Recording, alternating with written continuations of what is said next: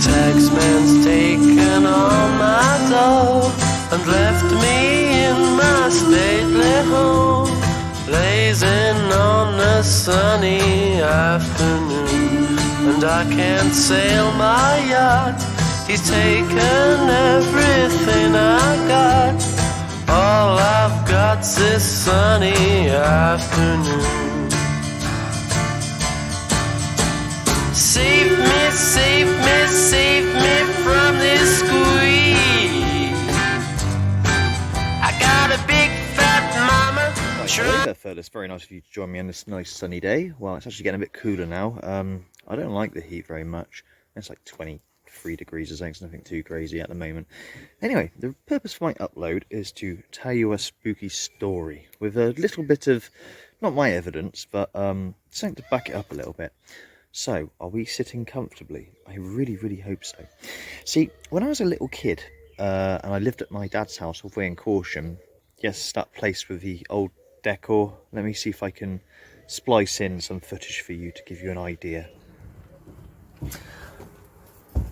Oh, I'll see you later, Dad, alright? That place, it hasn't changed since 1982, it really hasn't.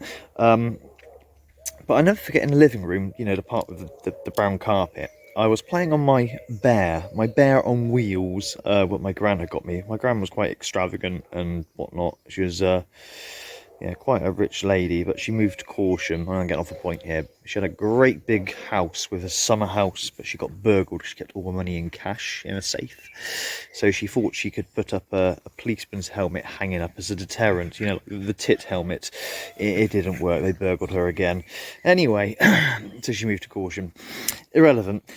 So while I'm playing with my bear, my gran got me as anything from 2 to 4-year-old. I don't think 5, because when I was 5, I was bought a really cool electric trike, you know. I was quite spoiled as a kid, thinking back. But yeah, as I was saying, and I'll never forget, I heard this voice behind me. It either said my name, or it said, "I see you." One of the two. And I turned around, and I saw what I thought was a little old lady of white hair, sitting in a seat in the corner where the door is. Like, she shouldn't have been there. No furniture was there, if that makes sense. And, well, then when I blinked, she had gone. She'd vanished. Now, being anything from 2 to 4, I thoroughly, as I started growing up and time moved on, I completely just dispersed this. Maybe my mind was playing tricks. You know, you're developing at that age. However, they do say that very, very young children do actually, can see these entities. Give you an example. My daughter, her first words were not "mama" and "dada." No, her first words were "Harry." Who the fuck is Harry? It was in that old house. Old house. I say old. It's a newish build, but in our old house, you know, where all that shit had happened, and it was winding down anyway before I even started the channel. Still, we caught creepy shit. You've seen with montage and stuff, just me doing on the channel. Forget stuff that I never actually got to record. Yeah. But yeah, her first words were blah blah blah Harry this, blah blah blah Harry that. Like, she's talking backwards and forwards, you know. And I'll never forget, and I really wish I could show you this, but on that first generation smartphone where I caught the Charlie photo, I've got one where I'm pushing my daughter on a swing. Well, it wasn't me, it was my wife that's pushing her. She did this video for me because I was in the taxis all the time, so I never really saw my family. She was doing like 80-hour weeks nearly, I kid you not. And as she's pushing my daughter, and the frame rate's only, 10 frames a second. It's a really old smartphone, so much so it's not even a touch screen. But it is a smartphone because you can play YouTube on it at 144. But as she's pushing her on it, Missy, my daughter, is seemingly waving to something on the left. And then you hear this metallic voice go, "QE." I'll never forget it. But I cannot get it off of that phone. And if I can one day and upload it to my channel, it's a fucking amazing EVP because it's so metallic, the voice. Anyway, that's EVPs. That's voices. Because I asked my wife, "Did you hear anything?" She goes, "Nope." I said, "Was there anything else in the park?" "Nah, it's not really a well-used park." So, you know. But EVP's one thing. I mean, let's start at the bottom. Spirit box is one thing when you get intelligent conversation. Skeptics could say, "Well, you're just fluky. It answered your question because it said the right thing at the right time." That's why it's important to validate it. You know, swear words and stuff aren't really allowed on British broadcast. repeating words, you know, so the chances of you getting the right word are unlikely, things like that, you know. It's important to try and validate, yeah. And my best sessions that I put up, I've had many other sessions that people would classify as quite good sessions, but I've not counted them as good because I've got quite a, you know, I'm quite awkward in terms of what I class as, you know, intelligence. We're trying to prove intelligence here, not just a random word that fits your narrative to a story. But the next step up is EVPs, voices that are on, you know, voice recorders. And it seems to be that analog records better in terms of like actual reel to reel. You seem to get these voices. And don't forget a program where there's this old woman who used to walk around her house talking, and she used to get these disembodied voices on her tape. And sometimes it would sound garbled. And she asked, like, what side of a tape do you use? And it says, we use any or something. But it was garbled. And it's only when she played it backwards, but having the tape head like stay where it was, if that makes sense. So it's playing the tape backwards, but reading it on the magnet, you know how a tape works.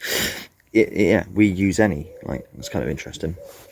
But yeah, the next thing after that is open air speak, where you actually hear a voice with your own ears in real time. Like, what?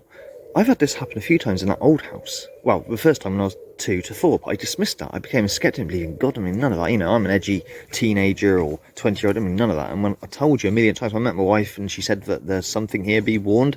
My last boyfriend was actually scared off. You know, didn't believe her. I laughed at her, but I'm telling you, in a week or two, I wasn't laughing. But good times. And that changed my whole understanding. You know, we don't know if they're dead people, although the spirit box is dead over and over again, demon over, who knows what they are. You can't prove that until you actually prove it, okay? You can only sort of read between the lines or get what you're given.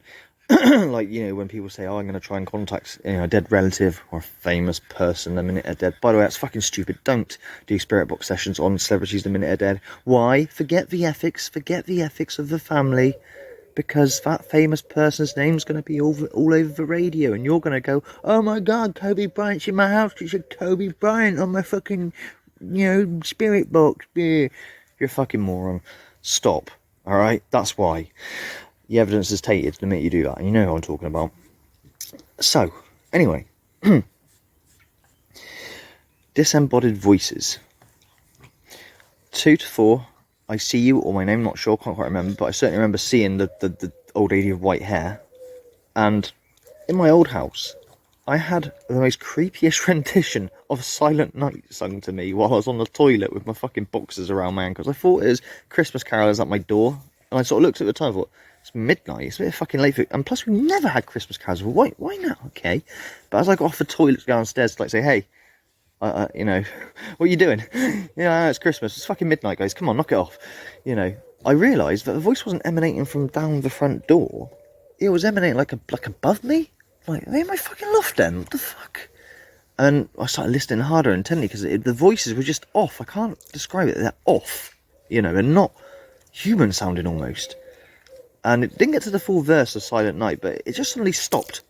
And as it stopped, I realised how loud that voice was, because I could hear the hum of my fridge down in the kitchen the minute it shut up. I was like, what the fuck? So I woke up my wife like, Natalie, you won't believe what just happened. Bear in mind, we had loads of weird shit happen. And I explained the situation. She goes, nah, you're probably just imagining it. And then there's this weird ass sound. I can't describe it. It sounds like horns is the best way to describe it. Or like a group of them are congregated, like from my bedroom, like our living room's directly below, like down in our living room. And I think there's noise. She heard it, I heard, fuck out, I do vids. And we never heard anything since, you know. But what I'm trying to get at is disembodied voices. Well, someone a long time ago managed to capture one of these disembodied voices, and he's wanted me to show it. He's given me permission to show it, and I just haven't got around to it. So now I'm going to show you it right now. Okay, so listen to this. The guy's name or channel was called Apollo Paranormal. I don't think he's got a channel anymore. Elios is his real name. Quite a cool guy. You know, he's got the style and the flair. Yeah, but I wish him well. I hope he's doing all right. But this is, if you're out there, I can't remember what channel you got. I know you commented saying, hey, I got a new channel again or whatever. But you know, if you're watching this, feel free to comment, and I'll put you in a pinned comment, and people can subscribe to you if they want or whatever. But yeah, this is his capture. Interesting. Anyway, take care. Let's have a gander. Okay, you guys check this out.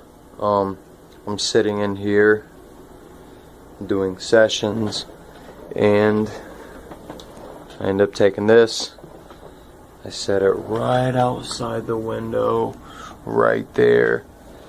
And I'm just sitting here watching videos on YouTube, and I just start recording, and I listen back to it, and I hear a woman say, "I see you," as if she was standing outside of my window. So anyways, I'm gonna let you guys hear it, and you guys be the judge. Just know, please don't take this stuff lightly. This is real. This is real audio. This isn't no fake shit. I don't know who out there fakes EVPs and ghost stuff. I mean, I assume that there's a few of them, but see what I mean? These fucking orbs, dude. It sounded like an old lady outside of my fucking window. Anyways, I'm gonna let you guys listen to it. You guys be the judge of that. These fucking orbs in here are so crazy. Seeing the sheer size of Lloyd was very unnerving. I very much was feeling that he's a sexual predator, and then to see him in that form was.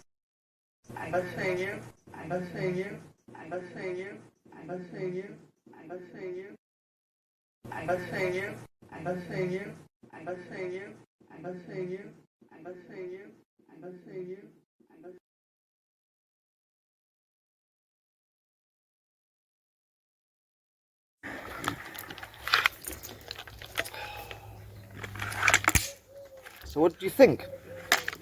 Creepy as shit, isn't it? Proper creepy. I see you.